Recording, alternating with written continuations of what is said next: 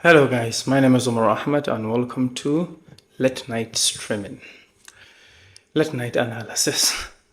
I apologize for any awkwardness and mistakes I might make in this video because it is completely unscripted and as you can see I'm completely tired and exhausted. In the past I've tried to make videos but I always start and then abruptly stop making them, and the simple reason is that it's hard to make videos, okay? Because videos requires it requires you to prepare, record, edit, then publish, and then you have to promote it and stuff. You have to make all the flyers, all the posters, and the graphics and things like that. So, but I've always wanted to make videos, and the truth is, I'm not really good at them. So I decided, and then an idea came to me. I had an epiphany, like Rango, to just do unscripted videos. So this video is almost totally unscripted. I have a few notes right here in front of me, okay? And so it's so disorganized that maybe you'll see flies at night. Okay, so just bear with me until I get the hang of this. And yeah, let's begin. So today's topic, as the title indicates, we'll be talking about the Kamala Harris and Trump debate. It took place like on 11th September, I think, so a few days ago. It's coming a bit late, but better later than never. Is it better late than never? I think both expressions fit. But anyway, so as I mentioned, this is almost 100% unscripted, okay? And because of that, I will be stammering probably a lot, and my train of thought will probably not be straight, but I think we'll still do good anyway. So the ABC News organized a debate between former President Donald Trump, and Vice President Kamala Harris. Now, this debate, any debate between Trump and Kamala Harris, was bound to be amazing, funny, and with a lot of key points to take home. Because for one, Donald Trump was a president, okay, and he was not like, many people were not expecting him to ever become a president because the guy was never really a politician. He has been teasing for over a decade that he was going to run for president, and then he did run, and then he won. And as some books indicate, I think in the book of Michael Wolff, Fire and Fury, he actually indicated that Trump panicked after the news came in that he actually won the title race to the presidency. So you can imagine how crazy that was at the White House. And not just that, so Donald Trump was a president, and then Joe Biden beat him to it when he was running for the second time. And you wouldn't expect him to come back so soon because the guy is old as well. Trump is old, and but he has charisma. The rednecks, the people love him in the US. So he's running again, and people are actually afraid in the US that he's going to win again.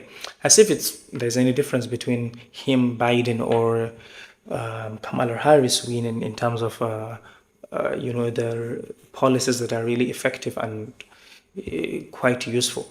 So as for Kamala Harris, she's an unexpected candidate because even when the voices calling on Joe Biden to step down, many people did not expect her to be the one running, and even I didn't, honestly. But it still makes sense. The poll was totally against the Democrats. The polls were against the Democrats, and the poll was against them, and they needed to rebound, and they pressured Joe Biden to step down, which he eventually did after months of pressure. But now that he did, they actually bounced back because Kamala Harris is a woman, so they're all this strong, powerful woman. story and narrative played well for the Democrats. Now, before the debate, there was a lot of chit chat, and after that, Trump actually claimed that he won, and it's what Trump does. But I want to quickly go through the points, some of the points that were made, and discuss for a few minutes the most important points that we need to give attention to focus on. So there are two main topics to any presidential political debate, essentially: domestic and political, and foreign. They're all political anyway, domestic and foreign aspects of the American Republic.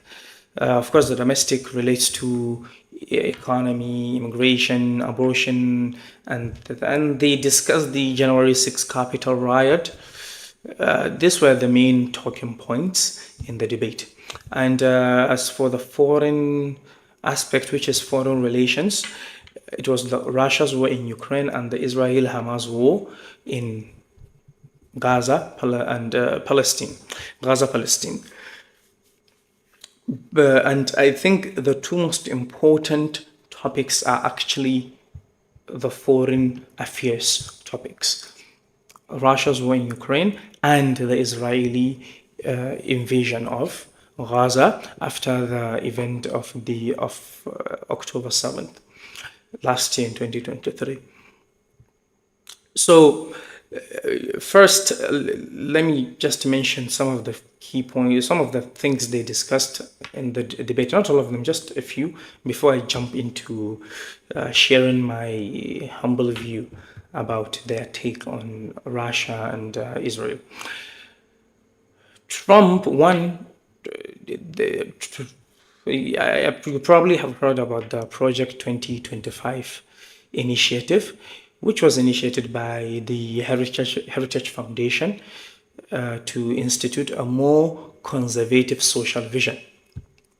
So Kamala Harris attacked Donald Trump from that angle, and it has been reported that that Trump has rejected and distanced himself several times from this initiative.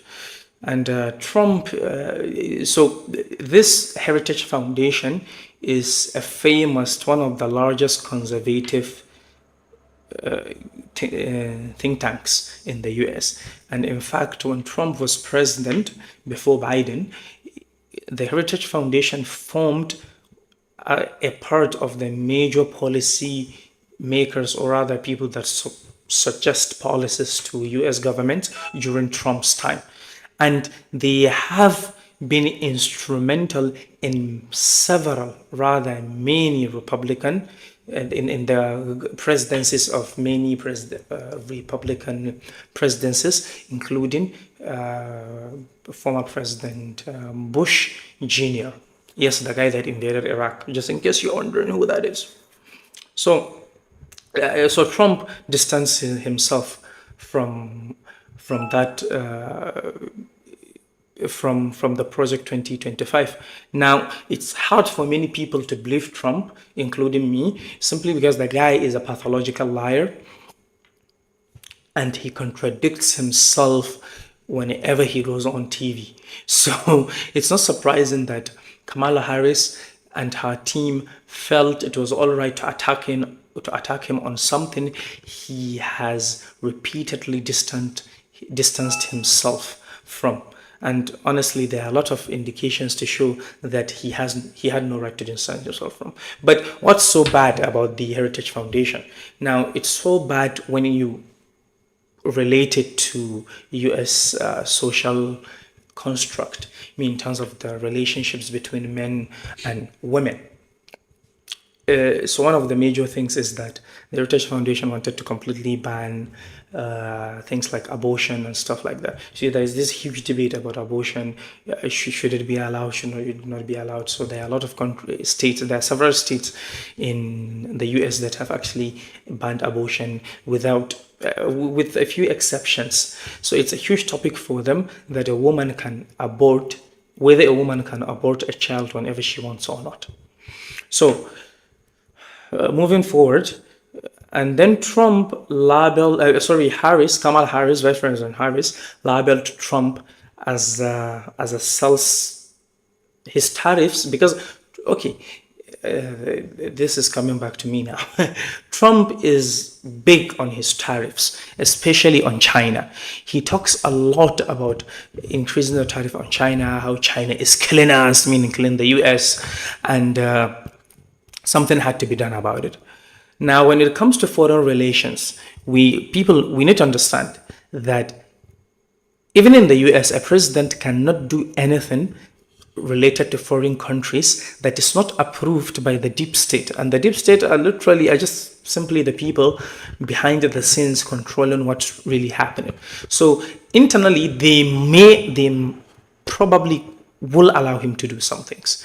Okay, but whatever the president of the US does in relation to foreign relations, in terms of foreign relations, it is carefully dictated by this deep state. Okay, so Trump voicing and spouting how he's going to increase tariffs against China, it's not actually against what the US wants. The guy is just not diplomatic about it. He's just not diplomatic about it. Because if he's a diplomatic person, he would find a way of doing the same thing without giving his opponents the opportunity to, or rather ammunition to attack him with. But the guys, everyone knows he pretends he is dumb, because I like to think the guy might be an idiot, but he's not a complete idiot. He's a successful businessman for a reason and stuff like that. So, and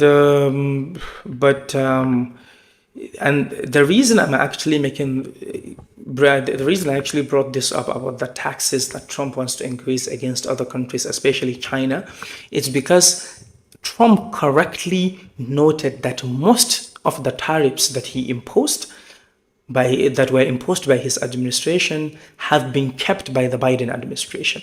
Now, what that tells you is that whether the president is Democratic or Republican, it's the same thing. They just have different styles of doing things. And the way politics works in countries like the US is that if there is a problem, if the Democrats have been ruling for a long time, the Democrats have been ruling for some time and there are problems, they bring in the Republicans into power because they are known to be straightforward and a bit rash when they do things. So they help the US secure some points in foreign relations, because everyone knows that the US is actively fighting Russia from the economic angle. So Trump is just the best person you can put in that position. With Trump, he can do whatever he feels right, and then the whole American Republic will insult him for it. So they will insult, people around the world would be deceived into thinking that the problem isn't with the American foreign policy itself. Rather, it is Trump. So when Trump forced Qatar into spending billions, or is it trillions, in buying weapons, everyone blamed Trump for deploying dictatorial tools into forcing another country to buy weapons from the US. No one was blaming America itself. But who benefited from Trump's moves? The United States of America and its economy. Now, why didn't Biden reverse that? So the Democrats, as I said, they are just diplomatic compared to the Americans. It's as simple as that. And so there's a very key point to note that yes, Biden did keep a lot of the most, if not all of the tariffs that Trump brought into play, and Biden didn't really make any effort to change it. He didn't. The reason is because Trump did what the deep state wanted him to do, meaning what America as a government wanted him to do. And when his use was over, they got rid of him. Simple, meaning he was voted out of office and whatnot.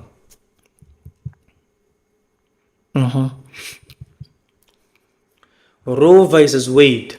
Yeah, that's the famous legal name for the law and stuff that they refer to, this abortion and stuff. Yeah, I'm not really going to that. I don't think it's important. For who has a better plan? Trump claims Harris copied Biden's plans. Yeah, Biden copied your plan, moron. Biden, literally tell me, for the last 5, like all the presidents that came in the US, who actually had a different plan? No one, literally no one. So you see, what democracy does generally is that it makes you think, right? It makes you think that if you vote another person into office, things will change. But what really happens all over the world is that whoever you vote into office, it ends up getting worse. And that's just the reality. That's just the reality of the system. It's not a gimmick. It's not complex. It's not rocket science. It's as simple as that. The system, it's the cause behind your problems. And clearly, the system has proven inefficient and incapable of fixing these problems. But how could it? It created the problems, because how many presidents from different parties have you voted into office? And right now, I'm actually talking to people from all over the world, from all countries, from all the countries that have all these problems voting people into office. Nigeria, Pakistan, India. What has changed? Nothing. It's getting worse wherever it is you go. Okay?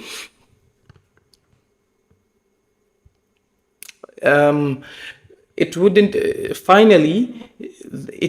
be a presidential debate including Trump if he did not make false claims. And this is just for the fun of it. I noted this for the fun, these two for the fun of it. I'm sure there are many more. So Trump claimed in the debate that some states in the US allow for the execution of newborn babies. Yeah, that would have made the news and humiliated the US, wouldn't it have? It's ridiculous, honestly. And a DW fact check found that claim to be entirely false. So that's Trump for you. It's like, honestly, this guy has no control. He has no control. And the fact that like Trump is evidence, is testament to the failure and flaw of the democratic system, even in the United States of America, which is the champion of democracy in the world right now. And another false claim he made is that he kept repeating the story that immigrants in Ohio, Trump repeated a false story about Haitian migrants from Haiti in Springfield, Ohio, were eating people's pets. So the guy is anti-immigrants, and it's one of the things that people use against him a lot. And he keeps giving them ammunition. Like, if you're going to hate on my immigrants, like, at least use facts, like bring up things that are actually happening and then use it against them. Not that I'm approving that, but I'm just saying, if you're going to do that, why not use something that's actually real? But the guy appears delusional. But here's what I think. Throughout this video so far, like 10-18 minutes, I have been talking about Trump, as if this video is about him. And mostly it is about him, because I'm trying to prove a point. The point I'm trying to prove is this. For many years, Hollywood have been deceiving people into thinking that America is only what people are made to watch in movies and TV series.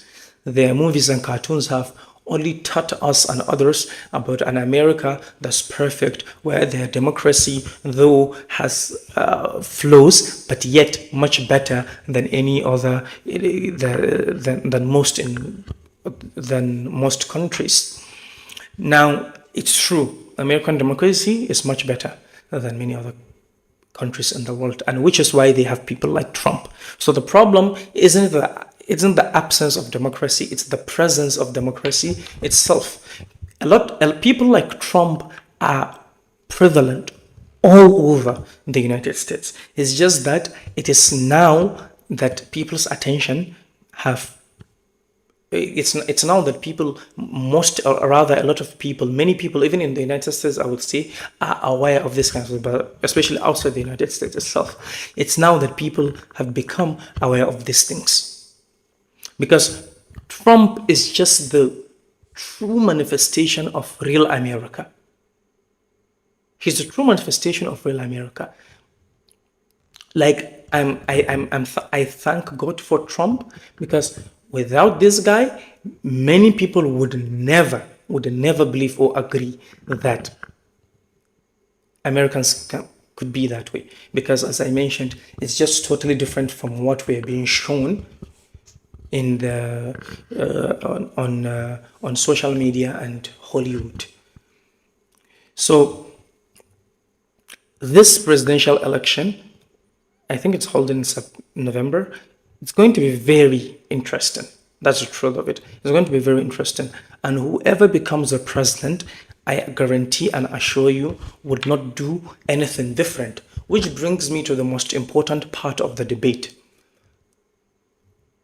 Israel invasion, or rather massacre, of Gaza. You see, when I was reading about this, the discussion, the conversation, and the debate, I was looking for, well, honestly, I wasn't really looking for any statement by any one of them, of the two candidates, to say they're going to force Israel to stop their massacre in Gaza. I wasn't expecting that. What I was looking for was who was going to defend Israel more. And right now I can't tell you who did it better. They were both fighting very hard, exchanging blows, metaphorically, about how they love the Israelis and how they believe in their right to defend themselves. And Trump went as far as saying that Kamala Harris hates Israelis, and that if she becomes president, Israel wouldn't even exist. Okay? And now this statement is very interesting. We'll come back to how Kamala Harris clapped back at him, but responded rather. But Trump saying that Israel won't exist if Kamala Harris becomes president shows you who is actually the boss between Israel and the US. Meaning, if the US wants, it can actually end Israel whenever it wants. Because this is in contrast to what many people assume to be true, which is that Israel controls the US. It doesn't.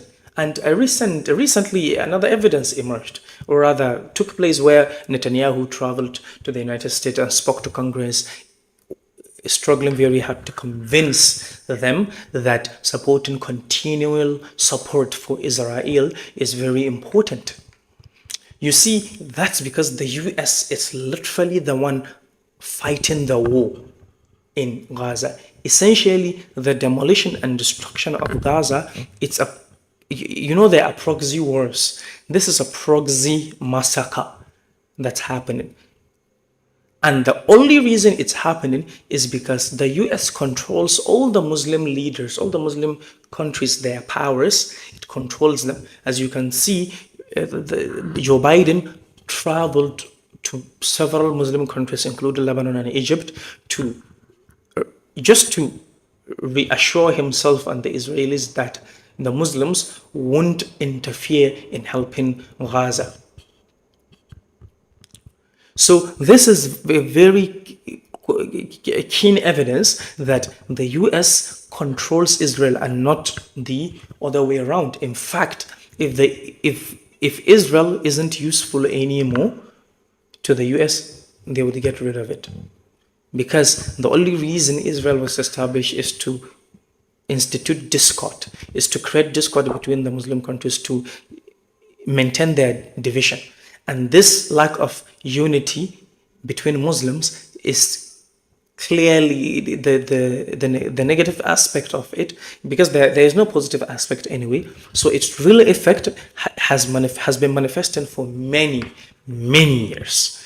And the current events there are nothing but more evidences, more indications, more proofs to us that the leaders we have in these countries are controlled by the West, especially the United States of America, and that they do whatever the West wants them to do, and that Israel wouldn't even exist had these Muslim rulers not serve as the first defense for these countries. So, of course, Kamala Harris responded that she spent her life as a prosecutor, and she had defended Jewish right throughout. So they were bragging. So everyone was just trying to earn the bragging rights about how much they love Israel, how much they protect it. Because bottom line is, Israel is very important to the US. Joe Biden, the outgoing president, once said, and I paraphrase, that if there was no Israel, they would have had to create one in the Middle East. They would have had to create one. Okay? Now, I'm going to ask you this question, but I think I've already asked it, but I'm going to repeat it, is there a difference? Will there be a difference between Kamala Harris or Joe Biden or Donald Trump becoming president when it comes to the Israeli war? There could be. And the reason is because if you look at the situation Netanyahu, that is the Prime Minister of Israel, is facing back at home, he's facing investigations. And he will likely go to prison.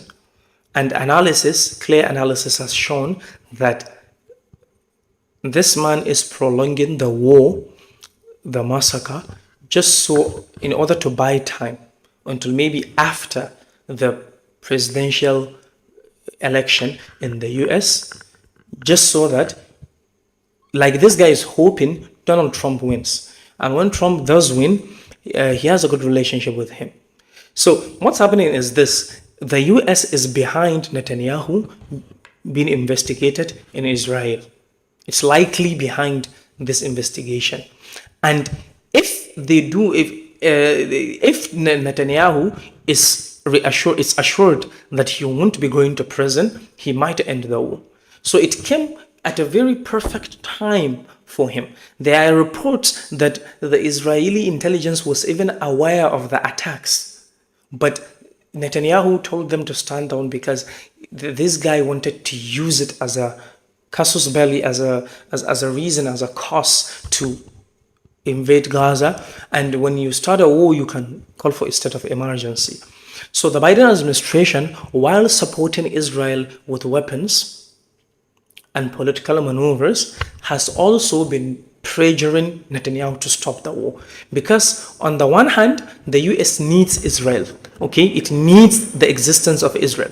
But on the other hand, the US wants to focus its resources on containing and fighting China economically. So it needs Israel to normalize its relationship with other Muslim countries.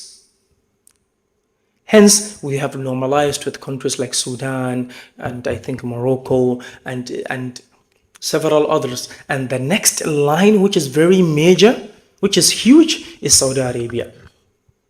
It's Saudi Arabia.